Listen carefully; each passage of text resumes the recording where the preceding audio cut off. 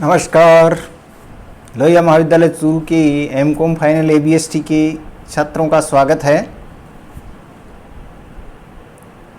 प्रिय छात्रों, आज के इस व्याख्यान में हम ट्रांसपोर्टेशन प्रॉब्लम्स के अंदर एक जो व्यवहारिक समस्या ली गई थी उसका हमने प्रथम हल ज्ञात करने का तरीका समझा। फिर उसकी एक समस्या को अपने लिया था, एक व्यवहारिक समस्या को, प्रैक्टिकल प्रॉब्लम को, और उससे हमने प्रथम हल ज्ञात किया था। प्रथम हल ज्ञात करने के बाद हमने उस हल की जांच करने का तरीका पिछले वीडियो में समझा था।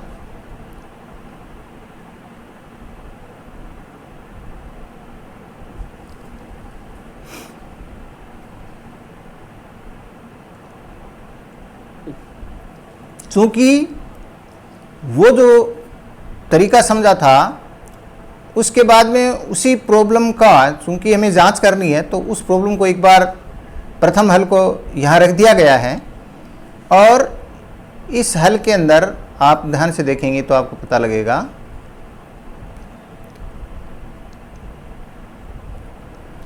कि यहाँ पर S1D1 में 15 इकाइयाँ हैं, S1D2 में 35 इकाइयाँ हैं, S2D1 में 40 हैं, S3D1 में 5 हैं और S3D2 में 42 है। हल की लागत 1594 रुपये है। ये पहला हल था। अब बात अपने इस हल की जांच करनी है कि ये हमारा हल फाइनल है कि नहीं है, इसमें कुछ सुधार की गुंजाइश है कि नहीं है। तो इस हल की जांच करने के लिए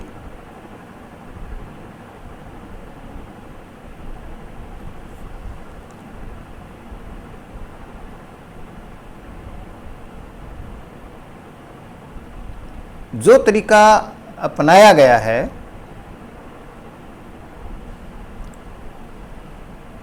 उसको हम मॉडिफाइड डिस्ट्रीब्यूशन मेथड बोलते हैं। यानी जो अलोकेशन डिस्ट्रीब्यूट किए गए हैं जो इकाइयों का, उनको मॉडिफाइड तरीके से उसको कैसे किया जाएगा। तो जैसे मैंने आपको प्रक्रिया बताई, बहुत सिंपल सी बात है। आपको क्या करना है, जो ये टेबल जो प्रथम हल की तालिका है उसके अंदर आप जैसे S1 एक पंक्ति है, तो मैंने आपको बताया था कि जितने भी पंक्तियों के मूल्यों को अपन म्यू से व्यक्त करते हैं और कॉलम्स के मूल्यों को अपन म्यू से व्यक्त करते हैं। तो जैसे S1 के लिए μ1 हो गया, S2 के लिए μ2 हो गया, S3 के लिए μ3 हो गया। ऐसे D1 के लिए μ1, D2 के लिए μ2 और D3 के लिए μ3 नाम हो गया वैल्यू। अब हमने एक वैल्यू सपोज करते हैं 0, यानी S1 पंक्ति का जो μ1 है उसको हमने 0 मान लिया,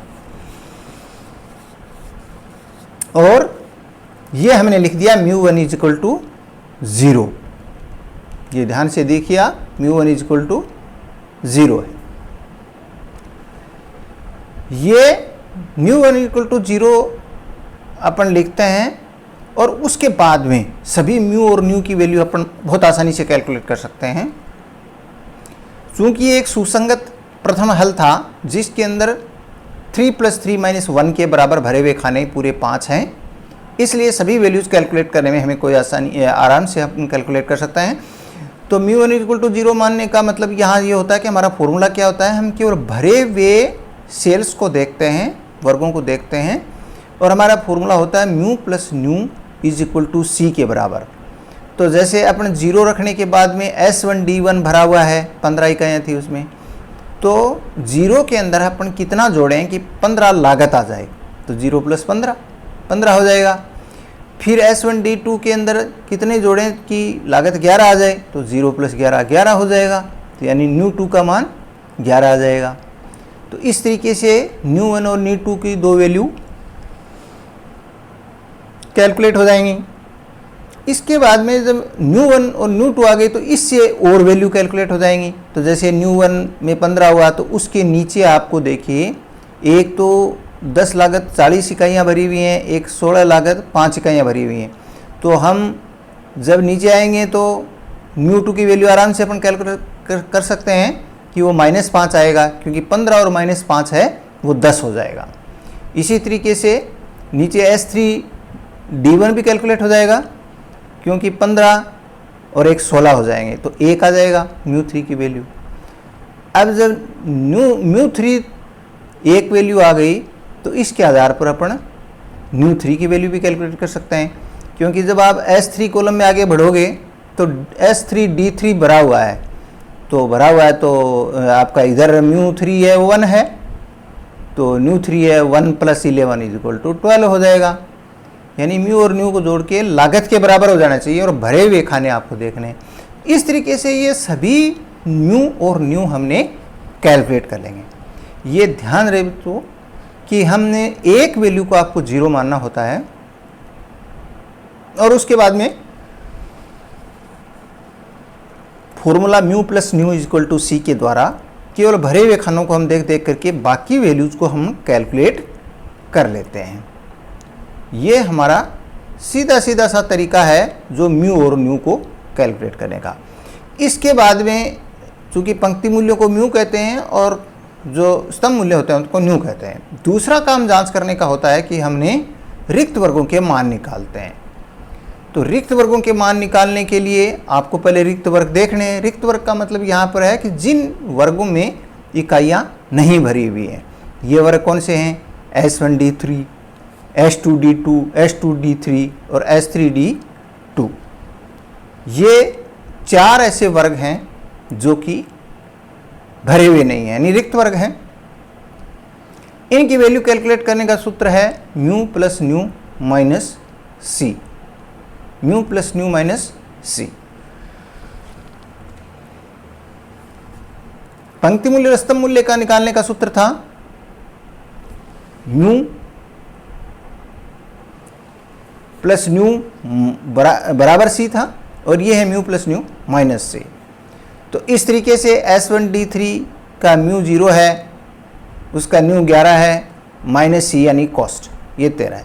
तो इस तरीके से ये S1D3 का वैल्यू आ जाएगी -2, S2D2 की इसी तरीके से -5 μ है, +11 है न्यू है और फिर -10 -4 आ जाएगा। ऐसे S2D3 का -8 आ जाएगा, लेकिन S3D2 का वैल्यू प्लस में आएगी, 1 + 11 - 11 प्लस आया। दैट मीन्स हमारा जो टेस्ट था वो क्या कहता है, यदि रिक्त वर्गों के सभी मान 0 या ऋणात्मक आ जाते हैं तो उसका मतलब ये होता है कि जो पिछला हल था वही अंतिम हल माना जाएगा, अनुकूलतम हल माना जाएगा। लेकिन यदि किसी खाली वर्ग का मान प्लस आ जाता है, इसका मतलब ये हुआ कि वह वर्ग खाली नहीं रहेगा, उसको भरा जाएगा और हमारा जो पहला हल है वो अंतिम हल या अनुकूलतम हल नहीं है। हमें एक अनुकूलतम हल के लिए आगे बढ़ना पड़ेगा। तो ये बात हमारी यहाँ क्लियर हुई कि इट मीन्स जो प्रथम हल है वो हमारा अनुकूलतम हल नहीं है, क्योंकि ये टेस्ट के हिसाब से बताया गया कि S3D2 में इकाइयाँ भरी जाएंगी। अब बात ये होती है कि जब इकाइयाँ भरी जाएंगी तो फिर इसको अनुकूलतम हल ज्ञात करने के लिए हम अब क्या करेंगे। क्योंकि हमने अभी परीक्षण किया और इस परीक्षण में ये सिद्ध हुआ कि वो हल फाइनल नहीं है, आपको अनुकूलतम हल ज्ञात करने के लिए एक बंद पथ का निर्माण करना पड़ेगा। तो जो क्लोज्ड पथ का निर्माण किया जाएगा, उस बंद पथ का निर्माण जो है वो आपको करने के बारे में हमने पिछली विधि के अंदर देखा था कि हम कैसे बंद पथ का निर्माण करते हैं। तो बंद पथ का निर्माण करने के लिए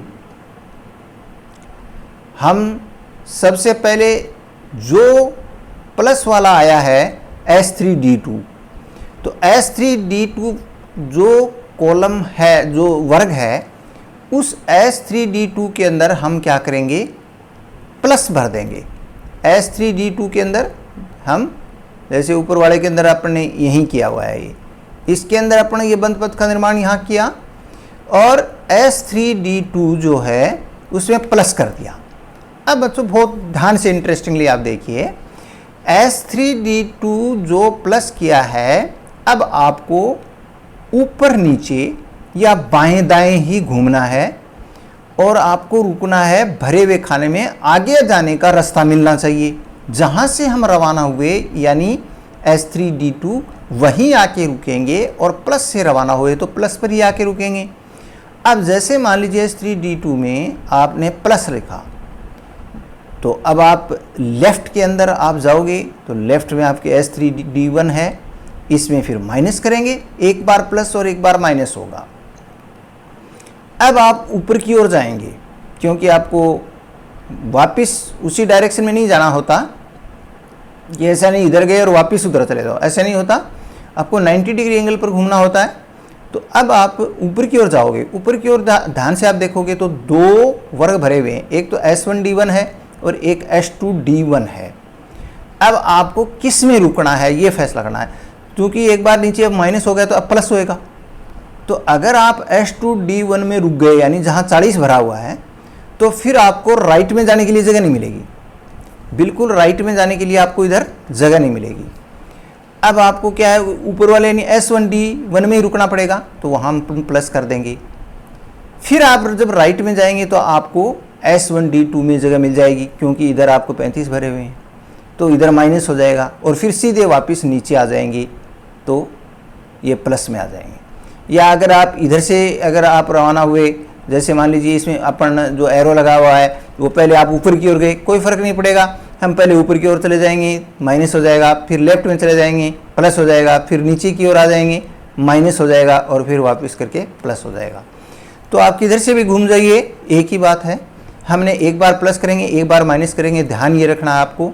और बिल्कुल 90 डिग्री पर घूमना है, यानी ऊपर जाओ, शायद नीचे जाओ, या लेफ्ट जाओ या राइट जाओ, डायगोनल आपको नहीं घूमना।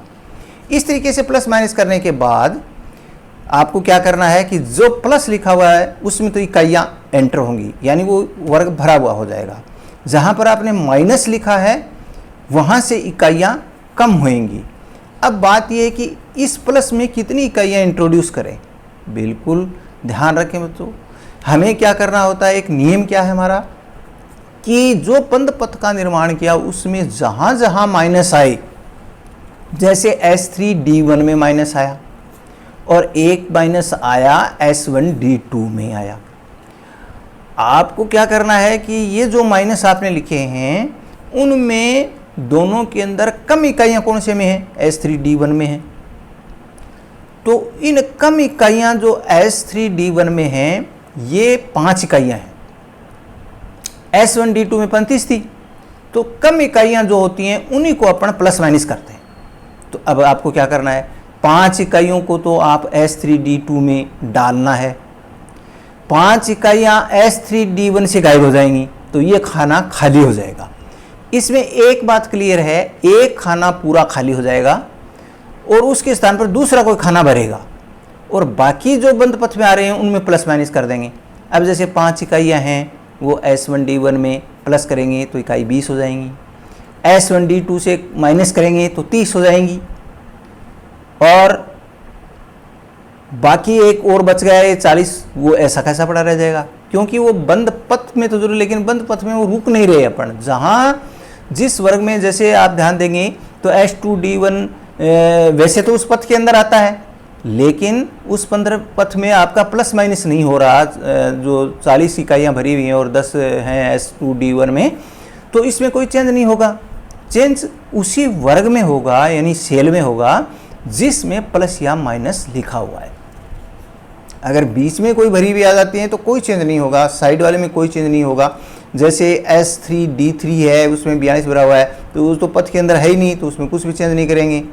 यद्यपि आपके S2D1 पथ के अंदर आ रहा है, लेकिन उसके अंदर आप रुक नहीं रहे हो, रुकते हो आप कहाँ जा कर के S1D1, तो आपको उसी में चेंज करना है, जहाँ प्लस और माइनस है वहीं चेंज करना है। इस तरीके से आपको प्लस और माइनस करने के बाद दोबारा जो टेबल बनी वो टेबल आपके नीचे दी हुई है।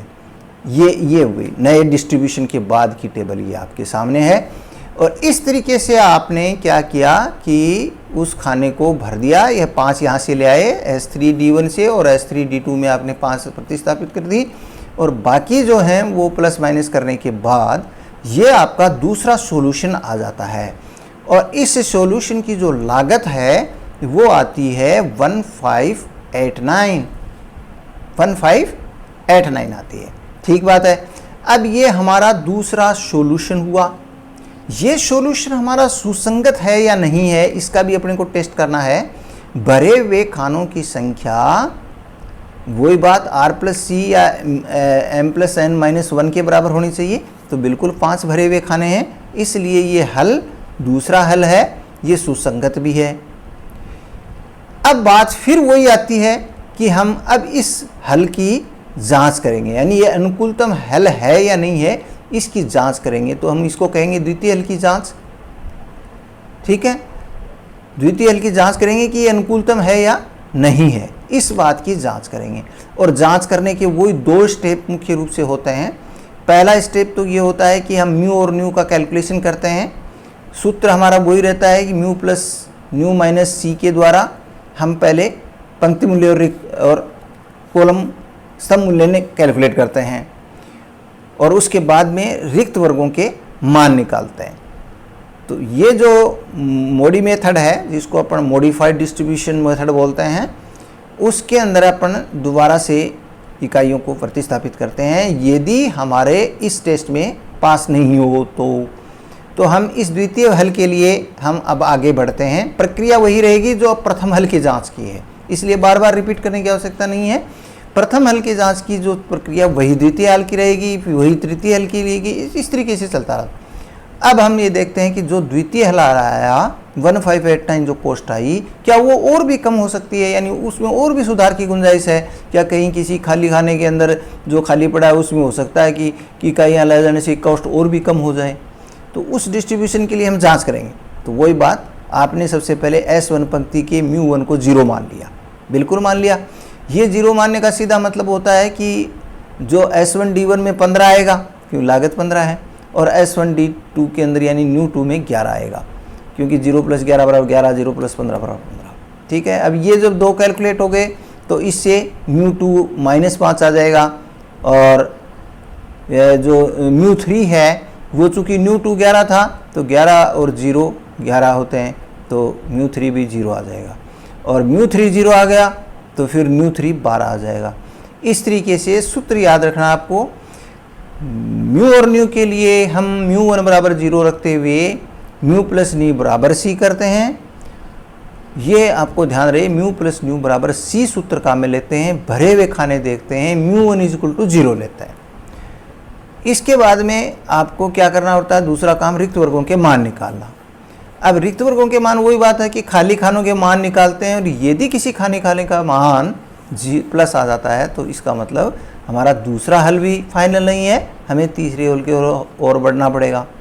अब हमने ये देख लिया कि भी S1 D3 और ये जो 4 जो खाली खाने हैं उनमें सब के मान, ध्यान रहे कि खाली खानों के लिए जो सूत्र है वो म्यू प्लस न्यू माइनस सी होता है, और ऊपर वाली फर्स्ट स्टेप के अंतर्गत जब पंक्ति मूल्य और स्तंभ मूल्य निकालते हैं तो म्यू प्लस न्यू बराबर सी होता है, और उसमें भरे हुए खाने देखते हैं, इसमें खाली खाने देखते हैं, और इस तरीके से जो वैल्यू आएगी वो -1, -4, -7 और -1 आएगी, यानी खाली खानों के सभी खाली खानों के मान ऋणात्मक आ रहे हैं।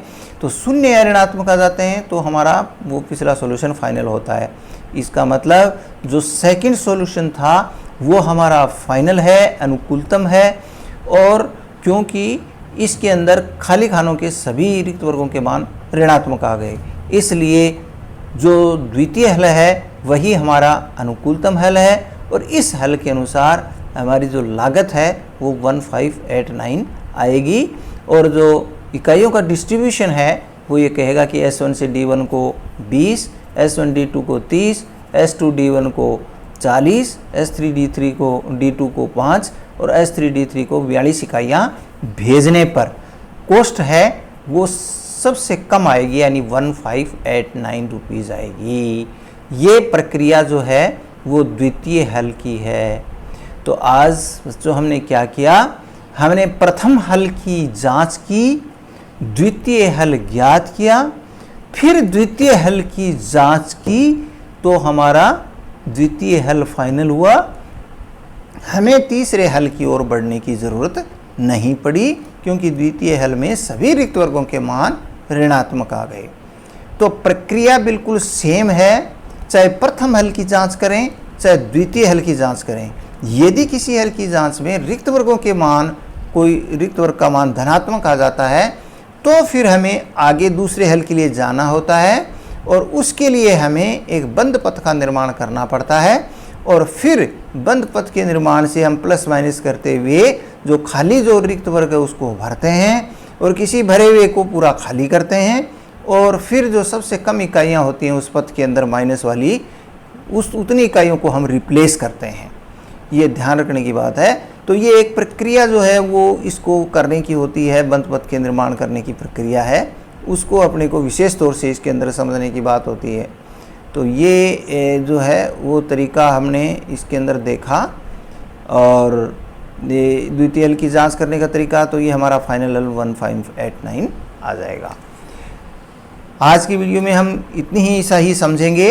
ये जो एग्जाम्पल था हमने लिया, इस एग्जाम्पल को वैसे अपन ने कुल प्रक्रिया को अपन 3-4 वीडियो के अंदर समझा, थोड़ा समय लगा, लेकिन ये समझना इसलिए ज़रूरी था कि आपको ये पता होना चाहिए कि हम वोगल विधि से पहला हल कैसे ज्ञात करते हैं। फिर हमने एक प्रॉब्लम ली, उससे प्रथम हल ज्ञात किया।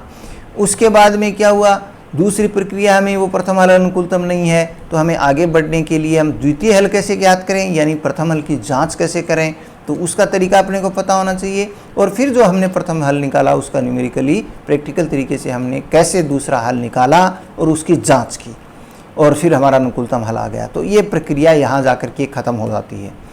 अब इसके अंदर कुछ समस्याएं आपको प्रैक्टिकल रूप से असाइनमेंट के रूप में अपन देंगे आगे, लेकिन इससे पहले आपको आगे के जो वीडियो है उसके अंदर 1-2 कुछ नई बातें हैं वो अपन देखेंगे, फिर आपको कुछ इसमें असेसमेंट वर्क दिया जाएगा।